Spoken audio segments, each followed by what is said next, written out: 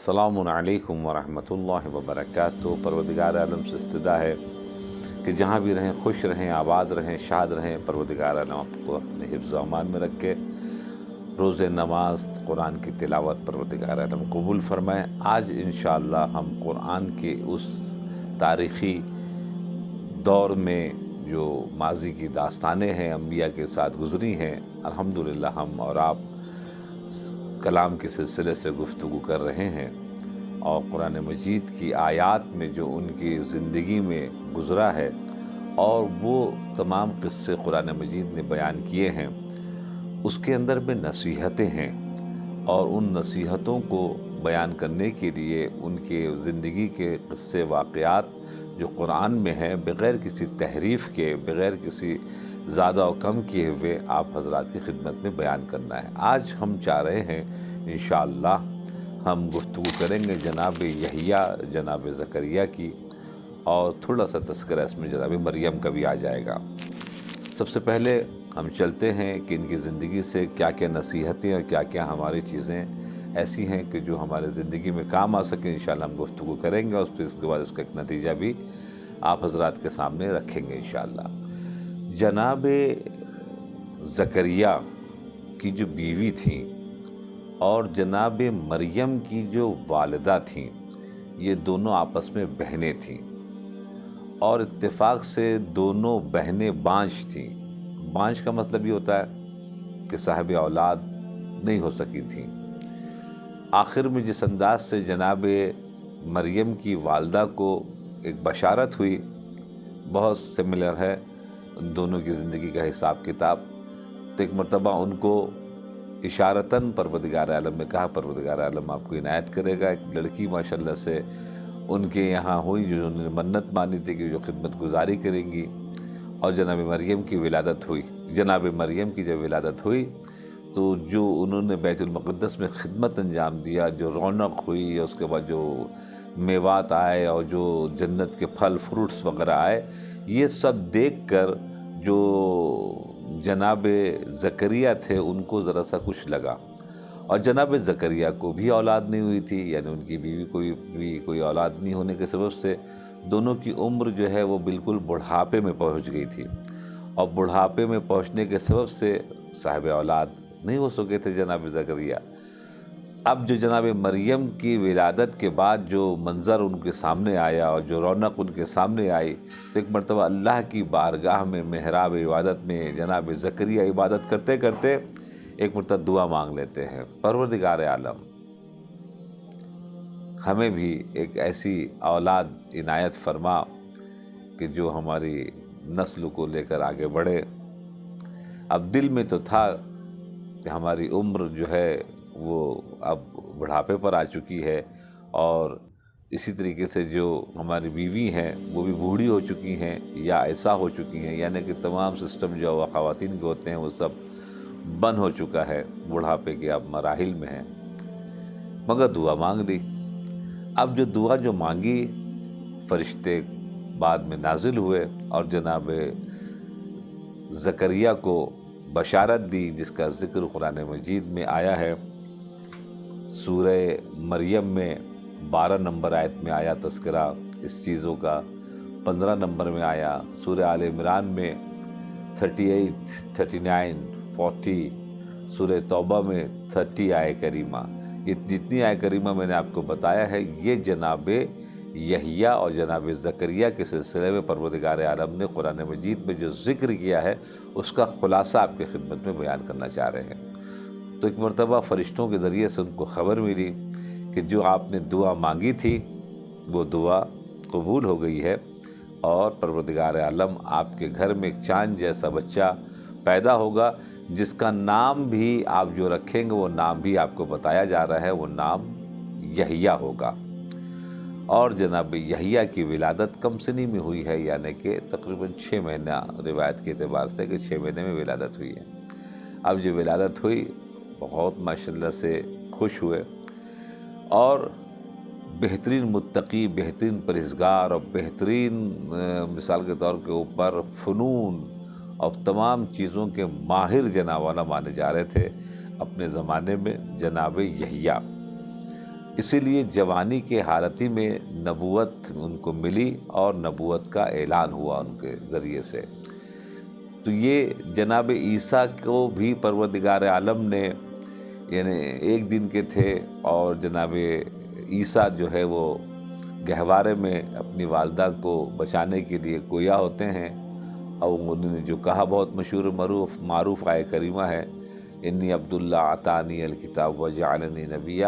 اسی طریقے سے جناب یحییٰ بچپن ہی میں الحمدللہ ماشاءاللہ سے نبوت کے اوپر جناب والا فائز ہو گئے تھے، اور بہت عبادت گزار تھے، اور بڑے دونوں مراحل میں یعنی جناب عیسیٰ جس انداز سے عبادت میں مشغول ہوا کرتے تھے، اسی طریقے سے جناب یحییٰ بھی بہت مشغول عبادت رہا کرتے تھے، اور یہ سلسلہ جناب والا چلتا رہا۔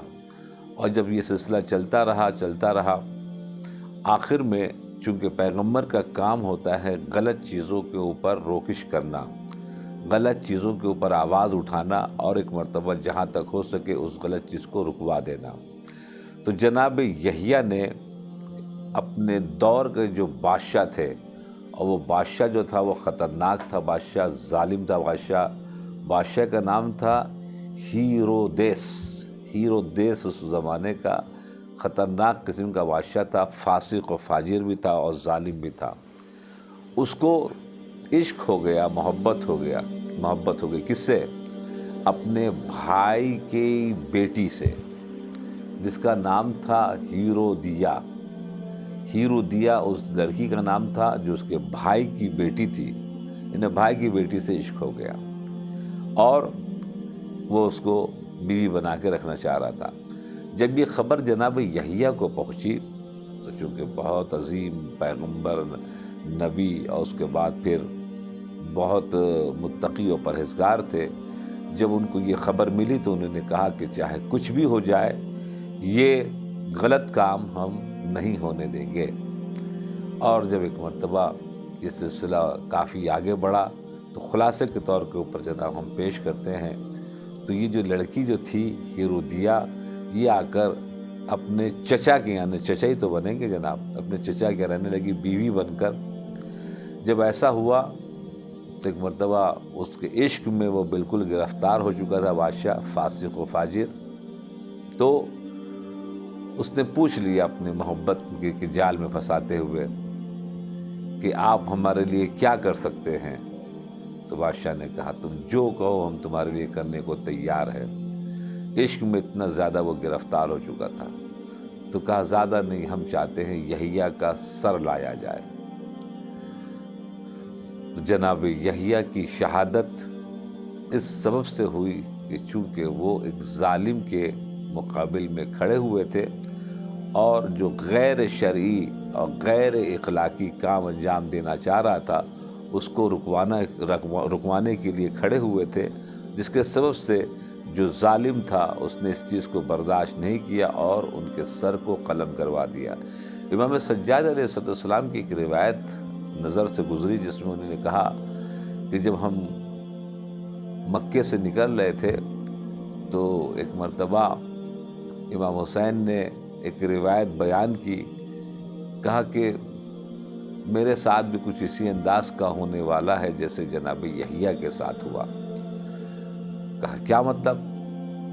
کا مطلب یہ ہے کہ ایک فاسق اور فاجر کے سامنے جناب یحییٰ کا سر لایا گیا تھا، اشارہ دیا اپنی شہادت کا کہ میرا بھی سر کسی فاسق اور فاجر کے سامنے لایا جائے گا جس کا نام ہے یزید ابن معاویہ، جو آج تک بہت سے مسلمان جو چھپے ہوئے تھے یزید کو مانتے تھے مگر اظہار نہیں کرتے تھے، چونکہ اتنا بدنام ہو چکا تھا یزید کہ دل کے اندر میں محبت اور جگہ تو تھی مگر بیان نہیں کر سکتے تھے۔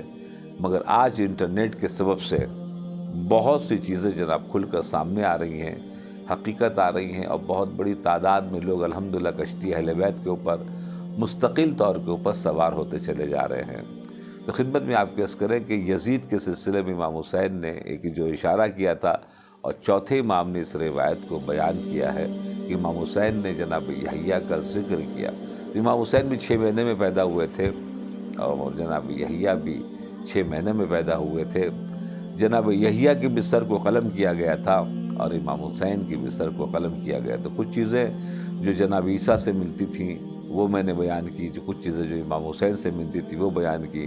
اب آئیے ہم آپ کی خدمت میں وہ جو درس ہے جناب یحییٰ اور جناب زکریا کے سلسلے سے وہ آپ کی خدمت میں بیان کریں۔ ایک قدرت ہوتی ہے، تو جس وقت یہ خبر ان کو دی گئی تھی کہ آپ کے یہاں ایک بچہ پیدا ہونے والا ہے جس کا نام یحییٰ رکھیں گے، تو جلدی سے تو ہضم ہوتا نہیں ہے۔ جیسے جناب ابراہیم علیہ السلام نے کہا کہ تو کیسے اکٹھا کرے گا، تو پھر جو جواب آیا وہ آپ کے ذہن میں ہے کہ پرندوں کو جو مارنے کے لیے کہا گیا، اس کے بعد گوشت کے اور مختلف پہاڑوں پر رکھنے کے لیے کہا گیا، اس کے بعد اس کی چونچ پکڑ کر جو اس کو آواز دے تو تمام گوشت کے ٹکڑے سامنے آ گئے تھے۔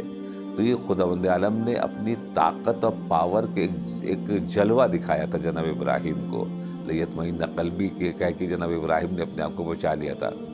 اسی طریقے سے جناب زکریا نے یہ پوچھا کہ میری تو عمر اتنی زیادہ ہو چکی ہے، کیسے میرے پاس مجھ کو یہ بچہ عنایت ہوگا؟ کچھ تو ثبوت ہو سامنے، کچھ تو علامت ہو کہ جس کے ذریعے سے میں سمجھ سکوں کہ یہ نعمت آنے والی ہے۔ فرشتوں نے یہ بات کہی تو پھر جواب آیا اللہ کی طرف سے، اے زکریا آپ اگر چاہتے ہیں ثبوت تو آپ کو ثبوت یہ بتاتے، خود آپ کے وجود کے اندر میں ثبوت دکھایا جاتا ہے۔ کیا ثبوت دکھایا گیا؟ کہ جناب زکریا 3 دن تک بات نہیں کر پائے، یعنی زبان استعمال نہ کر سکے، اور اسی 3 دن میں جب عبادت کا ٹائم آتا تھا تو زبان ان کی کام کرتی تھی، یعنی کہ جو بھی اس زمانے کی نماز تھی یا عبادت تھی، تو جب عبادت کا وقت ہوتا تھا تو وہ زبان کھل جاتی تھی، بات ہوتی تھی، اور جب عبادت کا وقت ختم ہو جاتا تو زبان وہ بند ہو جاتی تھی، وہ بات نہیں کر پاتے تھے۔ تو خدمت میں آپ کے عرض کریں کہ طاقت دکھایا کہ اگر ہم چاہیں تو زبان کھول دیں، ہم چاہیں تو زبان بند کر دیں، ہم چاہیں تو عیسیٰ ایک دن میں بات کریں، ہم چاہیں تو عیسیٰ بغیر باپ کے پیدا ہوں، ہم اگر چاہیں تو جناب آدم اور جناب حوا کو بغیر باپ کے پیدا کریں، ہم اگر چاہیں تو جناب مثال کو جو اٹھنی جو جناب آئی تھی وہ اٹھنی بھی جو ہے بغیر کسی ماں باپ کے پیدا ہوئی تھی۔ اسی طریقے سے جناب اسماعیل کے لیے جو دمبا آیا تھا وہ دمبا بھی جناب کسی بغیر ماں باپ کے تھا۔ ہم جو چاہیں وہی ہو جاتا ہے، کن فیکن کی منزل ہے۔ جیسے کہ مثال کے طور کے اوپر آپ کے وجود میں جو سر ہے، یہ سر کے سامنے جو منہ ہے، چہرہ ہے، اس چہرے میں سر کا بال اگر آپ نہ کاٹیں تو کتنا بڑا ہو جاتا ہے، اگر آپ داڑھی نہ بنوائیں تو داڑھی کتنی بڑی ہو جائے گی، مونچھ کتنی بڑی ہو جائے گی، بھاؤں کتنی بڑی ہو جائے گی۔ آپ کو کاٹنا ہی پڑتا ہے ٹھیک کرنے کے لیے۔ مگر آپ سب سے پوچھیں کیا کبھی کسی نے پلک کاٹا ہے؟ جب سے وہ پیدا ہوا ہے اس نے کبھی بڑھاپے تک کبھی قینچی چلائی ہے پلک کے اوپر؟ تو جواب ملے گا نہیں۔ اگر اللہ چاہے تو آپ کے چہرے ہی میں کچھ چیزیں ایسی پیدا کر دے کہ اس کو کوئی تبدیل جناب والا نہ کر سکے، جیسی تھی ویسی رہے گی اور بڑھے گی بھی نہیں اور زندہ بھی رہے گی۔ یعنی ایسے نہیں کہ بال جو ہے وہ مرجھا گیا اور مر گیا، نہیں، بالکل ویسے ہی ہے۔ مگر ہم جو چاہیں تو وہ اسی طریقے سے پروردگار عالم نے جناب یحییٰ کو، جناب زکریا کو یہ دکھایا کہ آپ یہ نہ سوچیں کہ بڑھاپا ہونے کے سبب سے، نہیں، ہم اگر چاہیں تو بچپنے میں بھی، ہم چاہیں تو بغیر باپ ماں کے بھی، ہم اگر چاہیں تو بغیر باپ کے بھی، ہم اگر چاہیں تو بڑھاپے میں بھی اولاد عنایت کر سکتے ہیں۔ تو ہمیں آپ کو اس واقعے سے درس کیا ملا؟ درس یہ ملا مایوس نہیں ہونا چاہیے، کبھی بھی دامن جو ہے صبر کا چھوٹنا نہیں چاہیے، کبھی بھی کفر کے جملے زبان سے نکلنا نہیں چاہیے۔ اگر کچھ چیزیں دیر ہو رہی ہیں تو اس کی مصلحت ہے، اس مصلحت کو تلاش کر کے اپنے آپ کو جواب دے کے سمجھا دینا چاہیے۔ اسی طریقے سے جب بھی کوئی مثال کے طور کے اوپر ظالم کے سامنے کھڑا ہوتا ہے اور اس کو اپنے اسلامی قوانین، دینی قوانین کو بچانا چاہتا ہے تو ظالم ہمیشہ قتل کر کے اس کی آواز کو دبانا چاہتا ہے، مگر کب وہ کامیاب ہو جاتا ہے قتل کرنے میں؟ جب وہاں کے لوگ خاموش ہو جاتے ہیں. جیسے امام حسین کو تنہا چھوڑ دیا، صرف 72 ساتھ میں ہوئے، جبکہ لاکھوں کی تعداد میں اس زمانے میں شیعہ و مسلمان موجود تھے، مگر تنہا ہونے کے سبب سے دشمن جناب نے گھیر لیا، کربلا کے میدان میں شہید کر دیا. اسی طریقے سے جناب یحییٰ کو چھوڑ دیا. اور آج بھی اگر کوئی صحیح عالم دین اگر ہو اور صحیح کام کر رہا ہو اور ہم نے اگر اس کو تنہا چھوڑ دیا تو کیا دشمن چھوڑے گا؟ دشمن تو اپنا کام اتنا زبردست طریقے سے کر رہا ہے کہ فائنینشلی طور کے اوپر کھانا کھلا کر، بڑے بڑے گفٹ بانٹ کر عالموں سے دور کرنے کے لیے مکمل طریقے سے وہ جو کام انجام دے رہا ہے اس میں کامیاب ہے، چونکہ کھانا کھلا رہا ہے، تحفہ دے رہا ہے. یہ عالم دین بیچارے کیا تحفہ دیں گے؟ چونکہ ان کے لیے نہ مثال کے طور پر اوپر سے کوئی ہمکاری ہے اور نہ کوئی یہاں عوام کی طرف سے ہمکاری ہے. بیچ پہ بیچارے یہ ہوتے ہیں جو خدمت انجام دے رہے ہوتے ہیں، اور اس میں بھی چاروں طرف سے کوئی زبان کا تیر تو کوئی سورس آف فورس کا تیر اور کبھی کوئی ان کے پیٹ پر لات مارنے کا تیر، مگر اس کے باوجود وہ اپنے کام کو انجام دیتے ہوئے چلے جاتے ہیں. تو وہ اپنے کام کو انجام دیتے ہوئے چلے جاتے ہیں، وہ تو پار ہو جائیں گے محشر کے میدان میں، مگر وہ لوگ جنہوں نے ظلم کیا یا وہ لوگ جنہوں نے خاموشی اختیار کی یا تماشائی بنے، ان کو جواب دینا پڑے گا. وہ بڑا سخت ہو جائے گا مرحلہ کہ آپ نے اہل علم کو زمین پر بیٹھال دیا تھا اور آپ نے جاہلوں کو آپ نے ممبر پر بیٹھال دیا تھا. آپ نے جس کا جو حق تھا اس کو حق نہیں دیا، جس کا حق نہیں تھا آپ نے اس کو، وہی ثقیفہ میں جو ہوا ہے. تو پھر اس کے بعد آپ کو جواب دینا پڑے گا.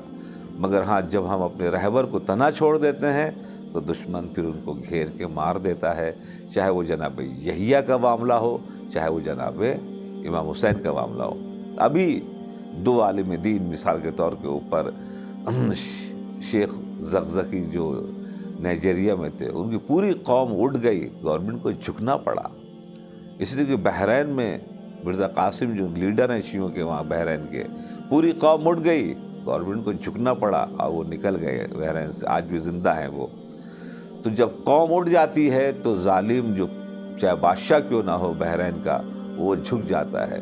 چاہے وہ نائجیریا کا پریزیڈنٹ مسلمان ظالم وہابی کیوں نہ ہو، اس کو جھک جانا پڑتا ہے. تو قوم جب ساتھ دیتی ہے تو آج نائجیریا کہیں بھی کسی اعتبار سے بھی ذکر بھی نہیں تھا. آج سیکنڈ لارجسٹ گیدرنگ کربلا کے بعد جناب جو ہو رہی ہے وہ نائجیریا میں ہو رہی ہے. تو جب رہبر کو آپ پکڑ کر رکھیں گے، اپنے رہنما کو سنبھال کر رکھیں گے، رہنما کا ساتھ دیں گے، تو پھر رہنما آپ کو عزت بھی دلوائے گا، ترقی بھی دلوائے گا. اور اللہ بھی ترقی اور برکت اسی طریقے سے دیتا ہے جب آپ اس کو پروٹوکول کو پورا کریں. پروٹوکول شروع ہوتا ہے آپ کی مسجد سے، آپ کے عالم سے ہوتے ہوئے عالم، اور اس کے بعد امام، اس کے بعد رسول، اس کے بعد اللہ. یہ سیڑھی ہے. اس سیڑھی کو جب آپ توڑ دیں گے تو پھر سب کچھ بکھر جاتا ہے. پہلی اینٹ کو جو اپنے محلے کے عالم دین ہیں، اگر ہم نے ان سے دعا نہیں لی، ان کی خدمت نہیں کی، ان کا ساتھ نہیں دیا، تو سیڑھی کا پہلے ہی پہیہ جنا ہم نے توڑ دیا، تو آگے کا معاملہ تو چھوڑ دیں. تو یہ جو درس ملا ہے ہمیں، اس درس سے ہمیں اور آپ کو سیکھنا پڑے گا اور سمجھنا پڑے گا اس ماہ مبارک رمضان کے توسط سے. تو اپنا بہت خیال رکھیے گا، دعاؤں میں یاد رکھیے گا. انشاءاللہ تعالیٰ پروردگار ہم سب کو توفیق عنایت فرمائی خدمت اسلام و اہل بیت کرنے کی. والسلام علیکم ورحمۃ اللہ وبرکاتہ.